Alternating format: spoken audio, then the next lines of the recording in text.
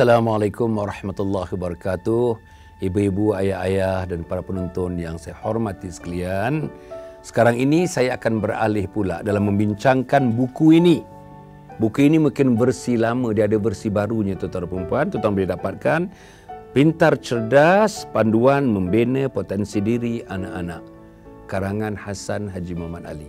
Tuan-tuan dan puan-puan yang berhormat sekalian, ya.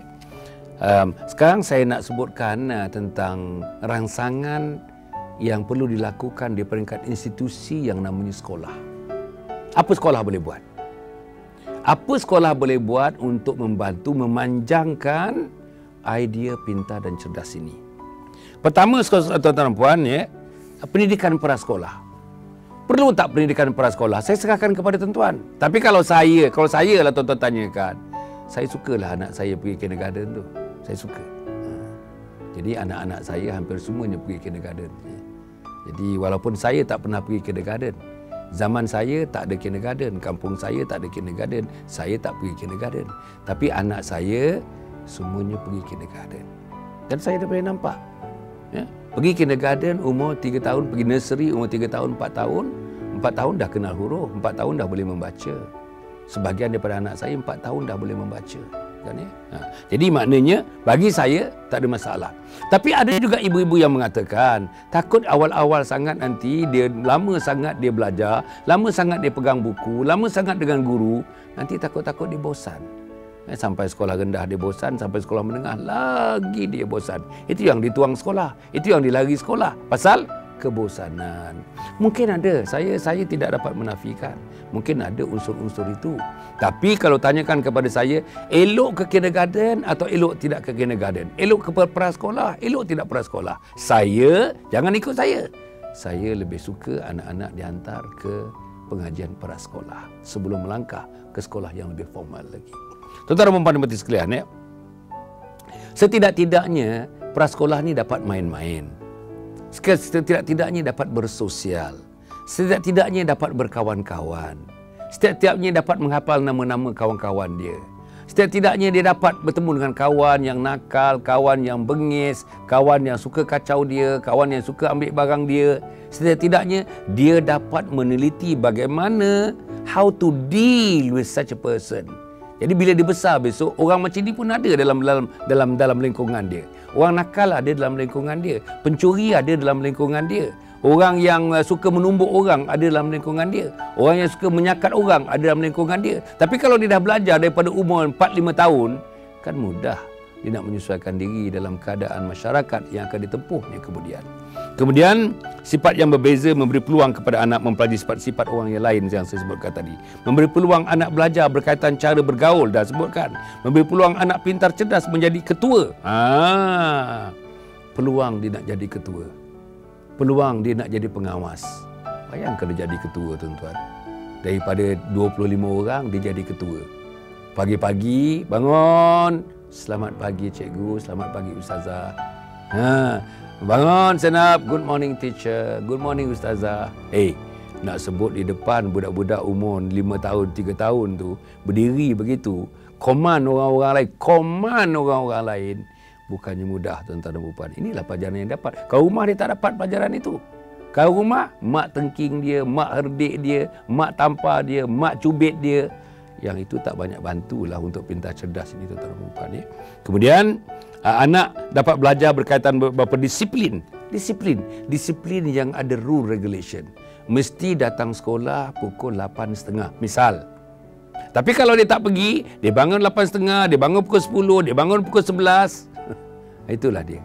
Dia tak ada unsur disiplin tu, tidak ada. Tapi kalau dia pergi prasekolah 8.30, balik pukul 11.30, kan? 10.30 dah ada di rumah. 10.30 apa nak buat? 11.30 apa nak buat? Kalau kawan-kawan nak datang nak jumpa pukul berapa? Semua ni dah boleh atur dah. Dah boleh atur. Kemudian anak belajar menguruskan diri sendiri dan melakukan pekerjaan tanpa bantuan keluarga. Dia boleh sendiri. Mak hantar sampai muka gate, lepas tu mak balik, dia urus diri dia. Dia boleh berjalan sendiri, dia boleh pergi bilik air sendiri, dia boleh cuci badan sendiri, kan? Dia boleh duduk sendiri, dia boleh makan sendiri, dia boleh suap sendiri. Kalau tidak di rumahnya, kadang-kadang ada anak-anak sampai umur 15 tahun pun disuap oleh ibunya. Disuap. literally suap.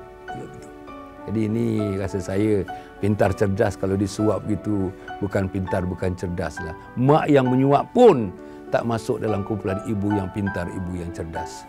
Tuan-tuan dan puan yang hormati sekalian, ya.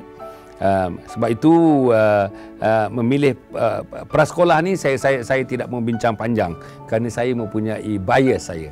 Bias saya ialah saya bersetuju supaya anak-anak dihantar kepada sekolah-sekolah ataupun pusat-pusat didikan yang dinamanya prasekolah. Kemudian tuan-tuan dan puan, ya, membantu anak berjaya di sekolah. Apa dia? Wujudkan suasana keluarga yang menggalakkan, mesra dan penuh kasih sayang. Ini penting. Di rumah kasih sayang, di sekolah pun kalau dapat guru-gurunya berkasih sayang. Ketua kelasnya berkasih sayang. Tuan-tuan dan puan, sejak saya berdepan dengan tuan-tuan dan puan, bersama dengan tuan-tuan dan puan, saya rasa antara perkataan yang paling banyak saya sebut ialah kasih sayang cinta, kasih sayang cinta, kasih sayang cinta. Sebab itu, that is the essence, the very essence dalam bentuk apapun. Nak kahwin, kasih sayang cinta. Kan? Nak beranak, kasih sayang cinta. Apa lagi? Nak bermesra dengan teman-teman, jiran tetangga, kasih sayang dan cinta. Kan? Nak supaya kita diangkat martabat kita, kasih sayang dan cinta. Apa pun tuan-tuan. Nak berjaya, kasih sayang dan cinta. Sebab itu tuan-tuan dan puan, nombor 2, ibu bapa perlu meletakkan matlamat dan nilai yang tinggi pada pelajaran dan membantu anak memahami dengan jelas matlamat itu. Tuan-tuan dan puan yang mati sekalian, ibu-ibu terutamanya ayah-ayah letakkan matlamat pada anak-anak. Masuk 7 tahun, selepas prasekolah 7 tahun masuk darjah 1. Matlamatnya insya-Allah dengan izin Allah Subhanahu Wa Taala, dengan berkat guru-guru, mak, ayah, kamu semua, kamu mesti dapat top 5. Top 5 dalam kelas. Kelas ada 30 orang, top 5 maknanya kamu di atas daripada 30 orang, kamu 5 di atas. Maknanya tinggalkan 25 yang lain. Ini boleh dibuat. Ini matlamat dan dia kena sebutkan matlamat tu, kena ingatkan matlamat itu. Barulah tuan-tuan dan puan, insya-Allah kejayaan akan datang menggolek mengelilingi dia. Kemudian menyediakan segala kemudahan bagi belajar, terutamanya ruang belajar yang diperlukan. Dekat rumah kena ada. Saya faham rumah tuan-tuan kecil, apartmen kecil, rumah kos rendah, kecil sangat. Ada 1 bilik, ada 2 bilik. Sudutlah tuan-tuan, carilah satu sudut. Belilah satu kerusi, belilah satu meja untuk anak-anak. Selesakan dia, adakan satu meja.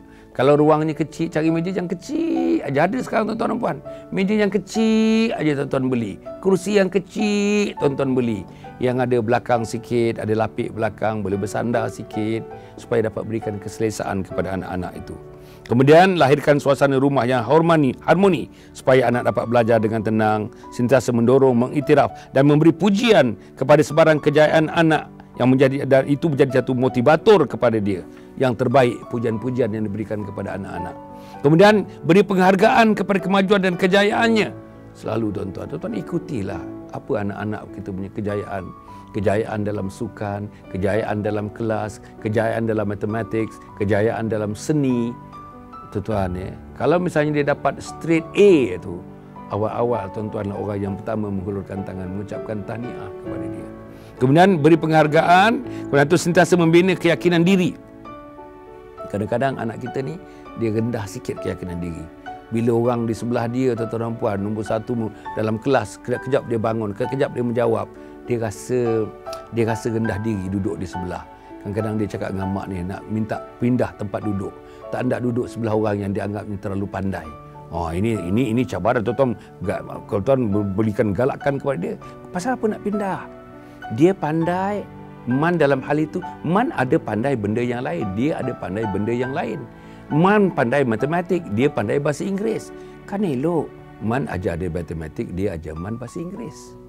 Kan cantik. Nak pindah buat apa? Nak apa pindah kat belakang kat sana?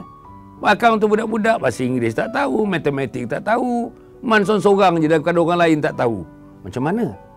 Rangsang dia. Bagikan rasionalnya. Kemudian menggalakkan anak percaya pada kebolehan diri sendiri, memberikan panduan dan teknik-teknik belajar yang berkesan. Tuan-tuan dan puan, saya dah menulis beberapa buku. Teknik belajar yang berkesan, teknik menduduk peperiksaan, teknik menggunakan masa menghadapi peperiksaan, teknik skor A dalam peperiksaan. Tuan-tuan dan puan, teknik membaca, membuat nota khusus untuk peperiksaan, teknik menghafaz khusus untuk peperiksaan. Semuanya buku-buku itu saya telah buat, saya telah karangkan dan telah tersebar tuan-tuan sejak puluhan tahun yang lalu, insya-Allah. Kemudian tunjuk minat serta sokongan daripada keinginan dan minat anak supaya berkembang emosinya sentiasa stabil dan terangsang. Melibatkan diri dengan aktiviti persatuan ibu bapa. Mak bapak lah.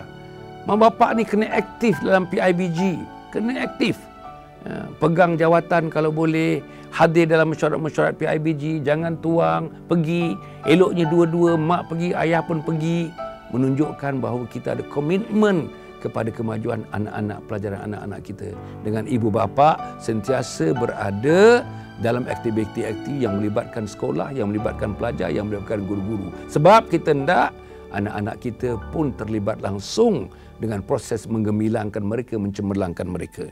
Kemudian sentiasa berbincang dengan guru-guru berkaitan dengan masalah anak-anak dan kemajuan anak-anak. Tuan-tuan dan puan yang berhormat sekalian, inilah yang patut dilakukan. Kita berbincang dengan guru, tengok potensi-potensi anak kita, tengok rekod pencapaian sekolah anak kita, macam mana tentang disiplin di sekolah anak kita. Mungkin ada benda yang kita tak tahu. Kita tak tahu di sekolah selama 5-6 jam di sekolah, kita tak tahu apa yang berlaku di sekolah. Kalau kita tak tanya kepada guru, tak tanya kepada kawan-kawan dia, tak tengok pendapat guru-guru, tak tengok pendapat kawan-kawan dia, maknanya tuan-tuan dan puan, saya merasakan ialah tentang hal mengenai sekolah ini terlalu banyak sebenarnya yang perlu dimainkan oleh ibu dan ayah. Terlalu banyak. Tetapi terlalu banyak pun tuan-tuan sekarang ada 2 orang. Ada ibu, ada ayah. Bagi-bagi. Seorang ambil 50%, seorang ambil 50%. Jangan ayah saja. Daripada hantar sekolah ayah, daripada tengok anak dekat kelas ayah, daripada tengok anak untuk monitor anak-anak punya kemajuannya ayah, jumpa guru kelas ayah, jumpa guru besar ayah, upacara memberikan hadiah kepada pelajar ayah, upacara sukan ayah. Tak boleh. Tak boleh. Bagi-bagikan. Kalau boleh bagi-bagikan lagi, mak, ayah, kakak, abang. Kan saya mengatakan, awal-awal lagi mengatakan, kalau nak menjadikan anak pintar cerdas, seluruh ahli keluarga mesti bekerjasama. Ayah, mak, abang, kakak mesti berusaha bersama-sama untuk menjadikan anak, menjadikan adik pintar dan cerdas. Kalau adik dah berjaya, kakak berjaya, adik berjaya, double berjaya. Kalau adik berjaya, kakak berjaya, abang berjaya, triple berjaya. Tuan-tuan dan puan, inilah benda-benda yang patutnya diingatkan kepada teman-teman. Dan begitu juga tuan-tuan dan puan tentang fungsi guru-guru dan sebagainya. Jangan lupa tuan-tuan dan puan, gunakan guru-guru. Tanya guru-guru, duduk dengan guru-guru, berbincang dengan guru-guru, raikan guru-guru, ajak guru ke rumah, jemput guru ke rumah, jamu sedikit guru-guru. Dalam program-program family kita, libatkan guru-guru. Kok ada jamuan kita buat di rumah, hari jadi dan sebagainya, panggil guru. Kalau ada kenduri-kenduri, panggil guru. Tuan-tuan dan puan, bila guru terlibat dengan anak kita, guru terlibat dengan kita sedikit sebanyak, guru-guru itu akan memberikan perhatian lebih kepada kita jika dibandingkan dengan ibu ayah yang lain. Sebab kita meraihkan mereka. Mungkin orang lain terlupa nak meraihkan guru-guru tersebut. Jadi tuan-tuan dan puan, kita bagi tahu cikgu kepada tuan-tuan yang faham tentang ilmu pendidikan, tuan-tuan, bagi tahu cikgu-cikgu ni macam mana cara mendidik, terutama tuan-tuan yang profesor-profesor bahagian pendidikan dan sebagainya. Turunkan ilmu tuan-tuan. Sebab itu kena masuk PIBG. Tuan-tuan mengadakan seminar-seminar dengan guru-guru. Tuan-tuan, guru-guru boleh adakan seminar-seminar, sikit jemput setengah hari seminar mengenai tuan-tuan dan puan teknologi pendidikan, teknologi untuk mengajar. Teaching technology nak diberikan kepada guru-guru berdasarkan research yang tuan-tuan sebagai profesor pendidikan di universiti-universiti yang tuan-tuan boleh tumpukan, berikan ilmu ini kepada guru-guru di sekolah. InsyaAllah tuan-tuan dan puan, jika ini dapat dilakukan, bukan saja begitu, yang selain daripada itu juga rasanya tentang rakan-rakan sebaya anak-anak. Pastikan tuan-tuan dan puan, rakan-rakan sebaya anak-anak kita memainkan peranan yang penting untuk perkembangan anak-anak. Jangan berkawan dengan kawan-kawan yang merosakkan dia. Jangan pilih kawan-kawan yang merosakkan akhlak dia. Jangan pilih kawan-kawan yang melarikan pemikiran dia daripada belajar. Jangan pilih rakan-rakan yang tidak membantu mereka dalam pelajaran. Jangan pilih rakan-rakan yang tak membantu merangsang otaknya. Jangan pilih rakan-rakan yang merokok. Jangan pilih rakan-rakan yang tak berminat belajar. Jangan pilih rakan-rakan yang jadi wild. Kawan-kawan dah jadi liar macam itu. Jangan disamakan dengan anak-anak kita, jangan disatukan dengan anak-anak kita. Sebab orang nak jadi pintar, nak jadi cerdas ini, dia ada satu matlamat. Orang nak jadi pintar, orang nak jadi cerdas ini, dia ada satu pengalaman. Orang nak jadi pintar, orang nak jadi cerdas, pintar nak jadi cerdas ini, dia satu ada ilmu, dia ada kemahiran, dia ada pendidikan, dia ada rangsangan, dia ada keinginan. Tuan-tuan dan puan, sebab itu ibu dan ayah yang merupakan ejen-ejen yang pertama dan utama, jadilah ejen-ejen yang bertindak sebarang masa, sebarang ketika untuk menemani anak-anak, mendepani anak-anak, beriring-iring dengan anak-anak untuk menjadikan mereka insan-insan yang pintar, insan-insan yang cerdas. Tuan-tuan dan puan, cukup setakat itu. Mudah-mudahan ada baiknya kepada saya. Lepas ini dalam rangka yang pendek, saya akan membentangkan sedikit lagi hujungnya nanti macam mana kita nak menjadi ibu bapa yang betul-betul dapat merangsang anak-anak yang profesional dalam pendidikan, ada taraf profesional, menjadi ibu bapa profesional untuk melahirkan anak-anak yang pintar dan cerdas. Wassalamualaikum warahmatullahi wabarakatuh.